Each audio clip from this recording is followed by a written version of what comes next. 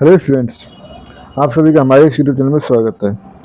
Students, हम linear algebra का paper solve कर रहे थे और क्वेश्चन नंबर 4C पे हम पहुंच चुके हैं। क्वेश्चन नंबर 4C आपको आपकी स्क्रीन पे शो हो रहा है। ठीक है स्टूडेंट्स, इस क्वेश्चन को हम सॉल्व करना चालू करते हैं। ठीक है, तो क्वेश्चन से सॉल्व करने से पहले कुछ बेसिक टर्म्स। ठीक है, तो बेसिक टर्म अगर हम समझें, आप बेसिक आ सब स्पेस ऑफ एफ एन, ठीक है, is is usually given by linear equations, given by linear equations। ठीक है, and to find a basis we first. ठीक है, अगर बेसिस निकालने के लिए हम क्या करते हैं, पहला काम express the general vector using free parameters, using free parameters. ठीक है, एंड उसके बाद write it as a linear combination of it as a linear combination of independent vectors।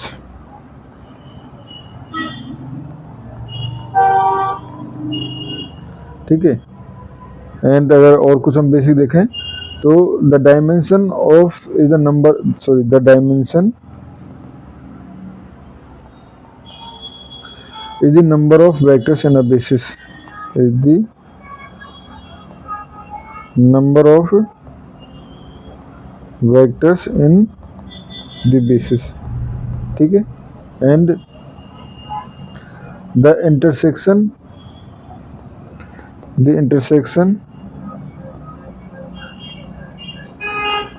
W1 intersection W2 consists of vectors satisfying the conditions, satisfying both sets conditions। दोनों sets की conditions को satisfy करने वाला जो set होता है वो W1 intersection W2 में, यानी कि लीनियर कॉम्बिनेशन, सॉरी, इंटरसेक्शन में आता है। ठीक है, अब क्वेश्चन पे आते हैं। ठीक है, हमारे पास W1 इक्वल टू गिवन है A1 A2 A3 A4 A5। ठीक है, बिलोंग्स टू F5, जहाँ पे A1 minus A3 minus A4 equal to 0 है। ठीक है, एंड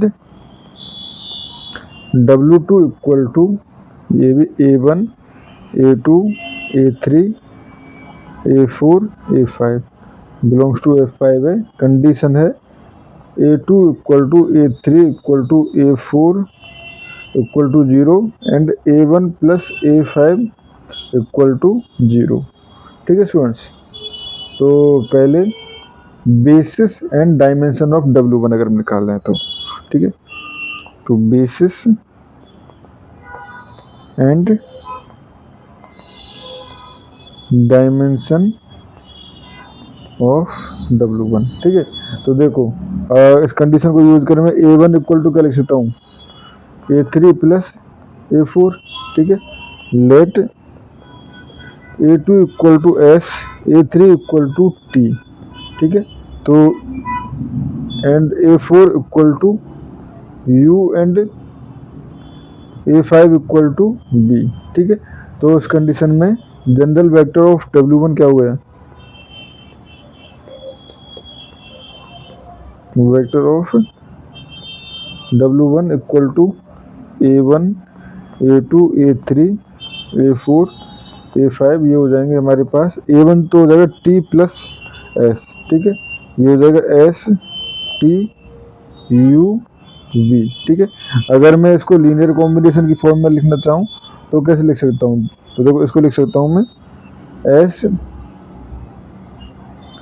ठीक है। ये हो जाएगा हमारे पास 0 1 0 0 0, ठीक है, प्लस, ठीक है, S आ गया, ठीक है। ये हो जाएगा हमारे पास T, ठीक है। तो ये हो जाएगा हमारे पास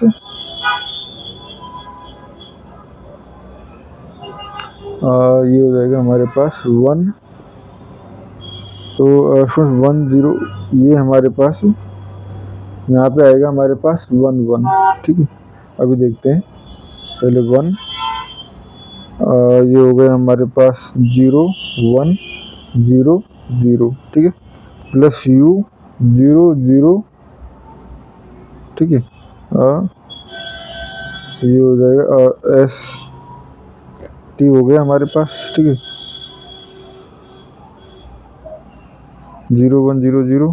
उसके बाद T के बाद ये हो गया हमारे पास U जो है वो हो जाएगा हमारे पास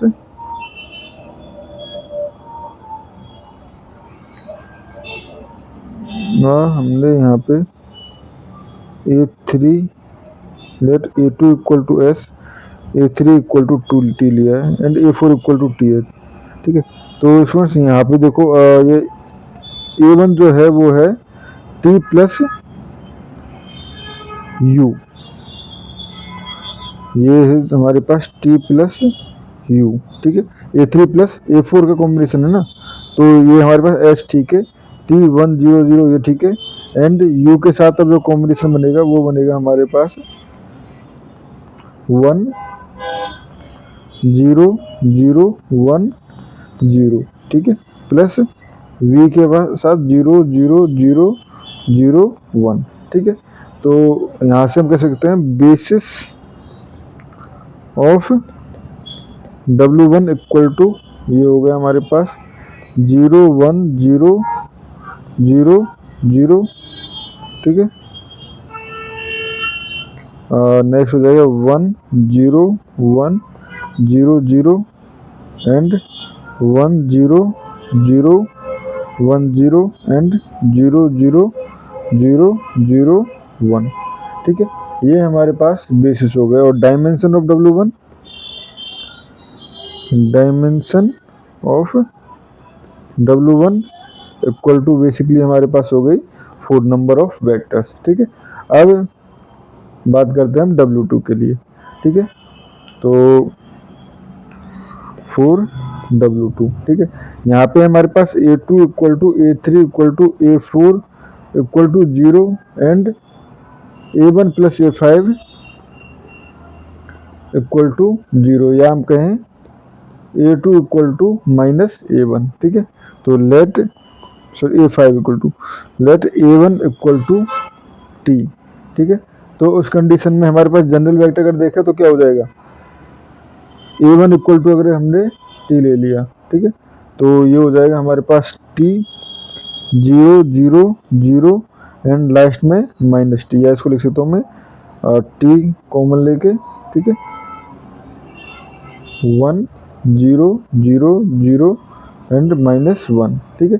तो बेसिकली यहाँ पे अगर हम देखें तो बेसिस सीधा ये ओनली यही बन रहा है हमारे पास, basis of W2 equal to 1 0 0 0 minus 1, ठीक है। तो dimension of W2 equal to minus 1, ठीक है स्टूडेंट्स। और इस क्वेश्चन में हमें इतना ही करना था, ठीक है। इंटरसेक्शन की थोड़ी पूछा है कुछ, ओ पूछा है, find basis and dimension for the W1 W2 and W1 intersection W2, ठीक है। तो अब W2 के लिए, ठीक है, from for W1 intersection W2, ठीक है, फ्रॉम W2 हमारे पास क्लियर है कि A2 equal to A3 equal to A4 equal to 0, ठीक है, and A5 equal to minus A1, ठीक है। एंड फ्रॉम W1 में क्या था हमारे पास, W1 में था हमारे पास कंडीशन जो थी वो थी A1 minus A3 minus A4 equal to 0। अब देखो A3 एंड A4 जो है वो 0 है W2 में, तो यानी यहाँ से हो गया हमारे पास A1 इक्वल टू भी 0। अब A1 equal to 0 implies A5 also 0, ठीक है, A5 इक्वल टू 0 क्योंकि यहाँ से, तो यहाँ से हम कह सकते हैं सो रिजल्टिंग वेक्टर, तो ये हो गया 0 0 0 0 0, ठीक है, implies W1 intersection W2 is 0 vector, ठीक है, एंड इम्प्लाइज बेसिस जो है इसका एम्प्टी, कोई बेसिस नहीं है, ठीक है, and dimension of W1 intersection W2 also 0, ठीक है स्टूडेंट्स, और इस क्वेश्चन में हमें इतना ही करना था। Thank you.